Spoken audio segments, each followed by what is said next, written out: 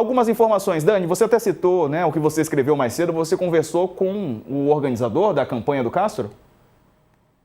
O marqueteiro, o publicitário Paulo Vasconcelos, né, que foi responsável pela campanha que levou Cláudio Castro de um quase desconhecido para a população do Rio de Janeiro de modo geral, a ser eleito em primeiro turno com 60% dos votos, né?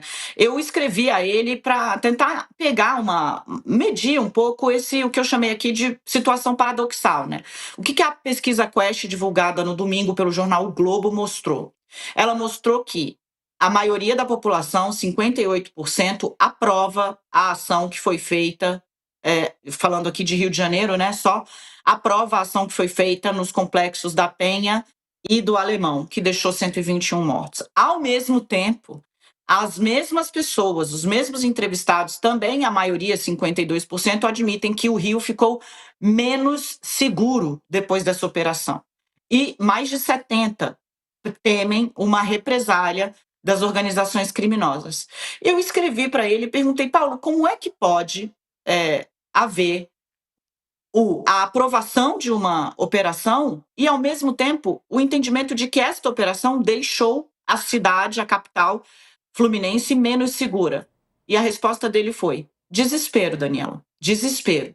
As pessoas estão desesperadas. Eu vou ler aqui exatamente o que foi que ele me escreveu, que eu tenho aqui para passar para vocês. Olha o que ele disse: desespero, a população não vê saída, mas por desespero está se apegando ao confronto como uma opção.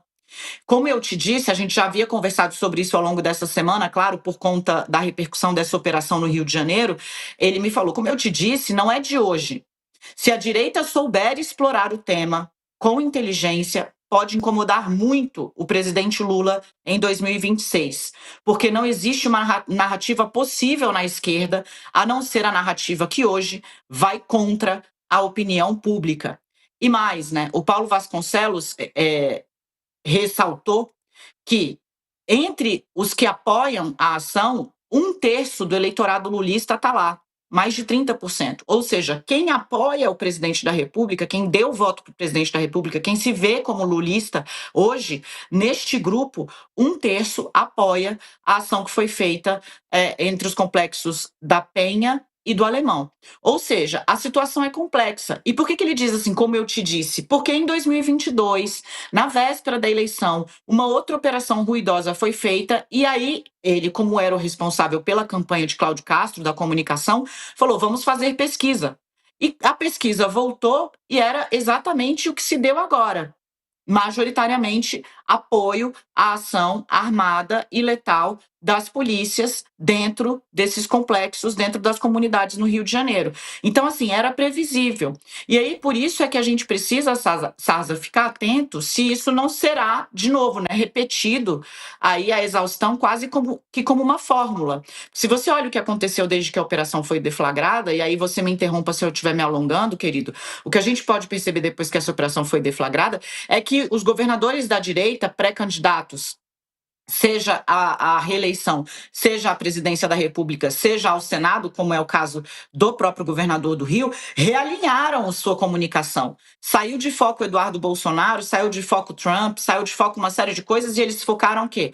No discurso para a segurança pública, no discurso para organização criminosa, facção. Perdemos o contato com a Daniela Lima, ela já vai voltar. Está retornando agora. Diga lá, Dani. Pronto, perdão. O que a gente viu é que eles se reorganizaram, inclusive nesse viés que você chamou aí, né? Vai haver uma pregação em cadeia para que se transforme organização criminosa, facção criminosa, narcotráfico em classificá-los, né, como organização terrorista. Isso tem uma série de implicações não só dentro do território nacional, mas para a política de relações exteriores também, Sarza. Daqui a pouco a gente vai entrar de cabeça nesse assunto. Dani, eu vou chamar a Carla Araújo, ao vivo de Belém. A Carla também analisa aqui os assuntos dessa segunda-feira conosco. Oi, Carla, bem-vinda. No sol aí de Belém, ventinho, tá refrescando pelo menos, amiga? Boa tarde. Boa tarde, Diego. Boa tarde, Dani, e a todos. Você me escuta bem, Diego? Escutando muito bem. Ô, Carla, a gente está aqui falando sobre a agenda do ministro Alexandre de Moraes no Rio de Janeiro, né? Teve audiência com Cláudio Castro, agora à tarde ele cumpre mais compromissos também, né? Ele vai buscar mais informações lá no Rio de Janeiro. Como é que você tem visto essa possibilidade, né, de o ministro e o Supremo agirem em relação à mega operação do Rio de Janeiro? Então, Diego, como a Dani colocou, né, muita gente tratando como visita do ministro Alexandre de Moraes, mas foi ali uma audiência, enfim, que o governador e o ministro foi ali, o ministro foi conferir, né, o que a da DPF estava sendo ou não cumprido na operação, inclusive pedindo para manutenção, né, de algumas provas. E o governador Cláudio Castro, que mostrou a nossa reportagem, ele falou que, enfim, que cumpriu os requisitos da DPF. A Dani lembrou aí também, Diego, esse processo caiu ali com o Alexandre de Moraes, enquanto, por conta da aposentadoria do ministro Roberto Barroso, tem um vácuo ali, né? Então pode ser que depois passe para o novo ministro do Supremo essa questão. Diego, aí a Dani também adiantou um pouquinho da discussão sobre a questão do terrorismo ou não terrorismo, né? A gente vai ver agora, e a gente tem visto desde o começo da operação, né? A gente fala sobre essa politização que aconteceu um pouco e continua acontecendo, e essa questão também acaba sendo um pouco isso, porque o governo tem, e a gente tem retratado aqui, o interesse de fazer avançar nos congressos o projeto de antifacção que enviou na sexta-feira, até que a Dani antecipou aqui. Então, assim, acho que as autoridades elas estão se mexendo, né, no sentido de averiguar, ver o que da operação do Rio de Janeiro foi errado ou certo, mesmo com a gente vendo que a população do Rio, pelas pesquisas, acabou aprovando mais do que reprovando a operação, mas também a gente vai ver aí o governo federal, paralelo ao Supremo, né? A gente tem essa iniciativa aí do Supremo monitorando o que da DPF das favelas está sendo de fato cumprido, foi de fato cumprido ou não pelo governo do Rio, e o governo federal tentando fazer avançar as matérias para dar respostas justamente a esse episódio que foi aí a maior mortalidade numa ação policial no Brasil, Diego. Enfim, só para te responder, sim, tá sol, tá vento, bastante vento, mas tá muito calor, não tá refrescante não, e eu ainda não tomei nem sorvete, nem cerveja, gente. Tá bom, acreditamos. Ô, Carla, fica aqui conosco. Vamos chamar a reportagem do UOL do Rio de Janeiro. A Lorena Barros está acompanhando a agenda do ministro Alexandre de Moraes. Ela tem atualizações do que foi essa tarde do ministro do Supremo, lá nas visitas que tem feito e audiências que tem feito com autoridades do Estado. Lorena, bem-vinda. Uma boa tarde.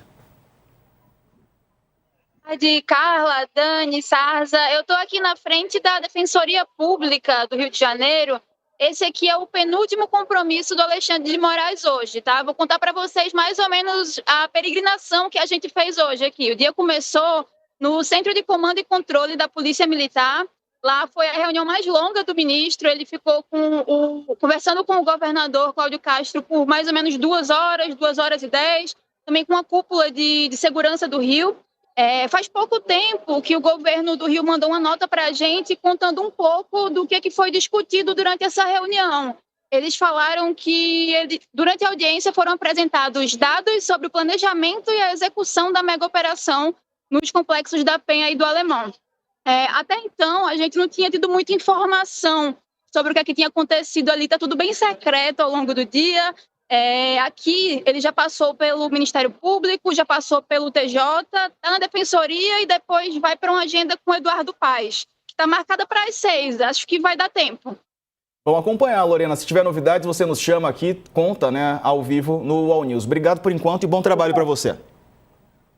Valeu!